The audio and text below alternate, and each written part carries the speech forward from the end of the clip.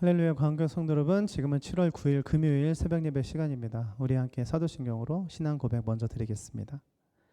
전능하사 천지를 만드신 하나님 아버지를 내가 믿사오며 그 외아들 우리 주 예수 그리스도를 믿사오니 이는 성령으로 잉태하사 동정녀 마리아에게 나시고 본디오 빌라도에게 고난을 받으사 십자가에 못 박혀 죽으시고 장사한 지 사흘 만에 죽은 자 가운데서 다시 살아나시며 하늘에 오르사 전능하신 하나님 우편에 앉아 계시다가 저리로서 산자와 죽은 자를 심판하러 오시리라.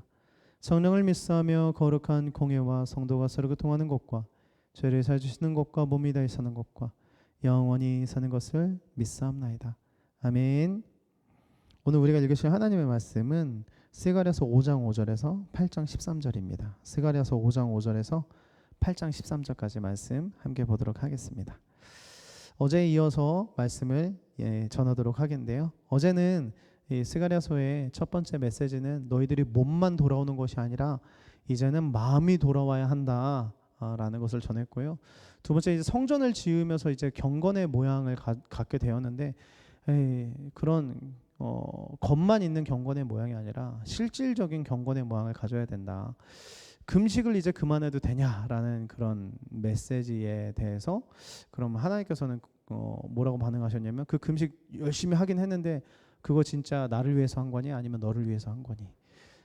즉 하나님 말씀하시는 그 경건이 진짜로 나를 위해서 하는 거니 아니면 너희들의 좋은 모양을 위해서 하는 거니? 이어지는 오늘의 말씀이 바로 그 금식에 대한 이야기인데요. 이제 금식해도 됩니까? 금식 그만해도 됩니까? 이제 이거 그만해도 됩니까? 열심히 하긴 했는데 너희들을 위해서 한 거니 나를 위해서 한 거니 좀 잘 생각해 봐라. 내가 원하는 진짜 경건의 모양은 바로 이런 것이다 라고 하면서 7장 9절에 이런 말씀하세요. 나 만군의 주가 이렇게 말한다. 너희는 공정한 재판을 하여라. 서로 관용과 자비를 베풀어라. 10절 과부와 고아와 나그네와 가난한 사람을 억누르지 말고 동족끼리 해칠 생각을 하지 말아라. 하나님께서 말씀하시는 경건의 의미입니다. 그러니까는 금식을 하는 것도 좋지만 진짜 하나님이 말씀하시는 경건 생활은 무엇을 하지 말아야지, 즉 음식을 먹지 말아야지 뭐 이런 것이 아니라 이제는 제발 무엇을 해라. 음식을 먹지 말아야지가 아니라 이제 음식을 대접하라 이러는 거죠. 그래서 하나님이 생각하는 경건은 오히려 무엇을 하는 것입니다. 음식을 베풀어 주는 것입니다. 음식을 이제 안 먹는 걸 그만해도 될까요? 아니 그런 거 말고 이제 그 음식을 남에게 좀 대접해줘라 이것이죠. 더 구체적으로 보면 스가랴서 8장 19절인데 8장 19절에 보면 나 만군의 주가 말한다. 넷째 달의 금식일, 다섯째 달의 금식일, 일곱째 달의 금식일, 여덟째 달의 금식일이 바뀌어서 어제 말씀드렸죠. 금식을 4달에 걸쳐서 했다고. 그걸 바뀌어서 이제 유쾌한 절기가 되었으면 좋겠다. 너희는 마땅히 성실을 사랑하고 평화를 사랑해야 한다. 즉 참된 금식은 바로 관계 안에 또 있다라는 거예요. 그래서 성전이라는 것을 이렇게 지으면서 우리가 이제 금식 좀 그만하면 안 될까 이렇게 말을 할 때 하나님이 말씀하시는 거 오히려 성전처럼 행동하라. 성전처럼 그게 뭐예요? 하나님의 다스림 속에서 이제 사랑을 실천하라는 것인데 오늘 스가랴서 8장에 보면 8장에만 4가지의 실천 사항이 나옵니다. 첫 번째 이웃과 더불어 진실을 말하고, 두 번째 공정하게 판결하고 평화를 이루고, 세 번째 이웃을 해칠 마음 품지 말고 거짓말 하지 말고, 네 번째 마땅히 성실하고 평화를 사랑해라. 우리가 정말 성전이라면, 우리가 하나님의 백성이라면 경건해야 하는데 그것은 무엇을 하지 말고 무엇을 하지 말고 이런 최소한의 예의는 갖춰야 하겠지만 하나님 말씀하시는 것은 그 허울적인 모습, 그 겉모습이 중요한 게 아니라 정말 중요한 것은 내 뜻을 이제 좀 실천하면서 살아라. 그게 성전이고 그게 하나님의 백성이다라는 것이에요.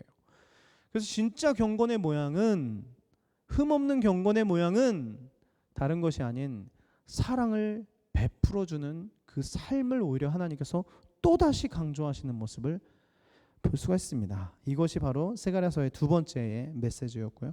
마지막 세 번째 메시지는 바로 성전에 완성되시는 예수 그리스도인데요.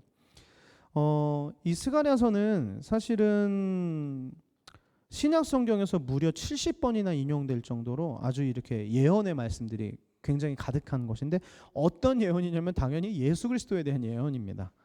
그래서 9장 9절에 보면 나귀를 타셨다, 겸손하셔서 나귀를 타셨다, 나귀 새끼를 타셨다 이렇게 나와 있어요. 어떤 것이죠?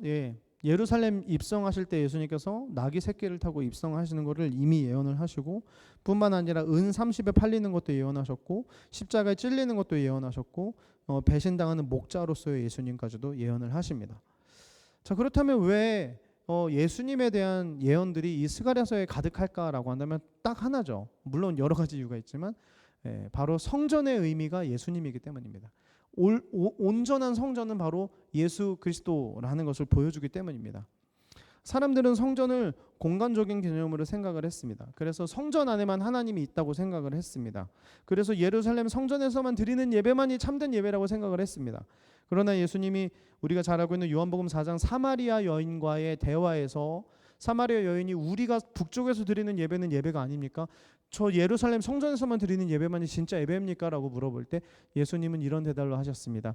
여자여 들어라. 이곳도 아니고 저곳도 아니고 어떤 곳에서도 예배를 드릴 수 있는 그날이 올 것인데 그때가 바로 이때다. 하나님은 영이시니 예배하는 자들이 영과 진리로 예배할 것이다. 이렇게 말씀을 하셨던 이유는 예수님이 성전으로서의 완벽한 사명을 완수할 것이기 때문입니다. 바로 십자가에 달려 돌아가실 때에 성소와 지성소를 구분짓고 있었던 큰 휘막이 바로 찢어져 버리게 되는 것입니다.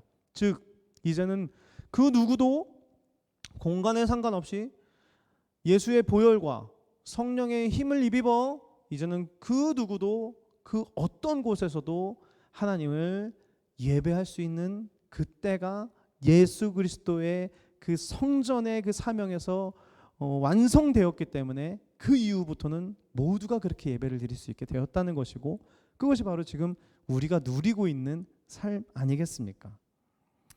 그래서 스가랴서는 성전에 대한 이야기를 하면서 성전을 재건할 때 더 중요한 것은 너희들이 마음이 돌아와야 하는 것이고, 경건의 모습은 무엇을 하지 말아야지 이런 개인주의적인 것이 아니라 오히려 성전으로서 사랑을 실천하고 하나님 나라를 확장시키는 것이 진짜 성전의 삶이며, 그것 또한 이루신 분이 바로 예수 그리스도신데, 예수 그리스도는 그 공간의 제약을 떠나서 이제는 예수 그리스도의 보혈과 성령의 힘을 입어 그 어느 곳에서도 예배할 수 있는 예배자의 삶을 살 수 있다라는 것, 그 성전의 그 하나님의 임재를 확장시키는 일을 하셨던 것이 바로 예수 그리스도의 성전의 의미다라고 한다면, 우리는 어떻게 이 스가랴를 보면서 생각을 해야 될까? 첫 번째, 나는 여호와께 돌아와 있는가?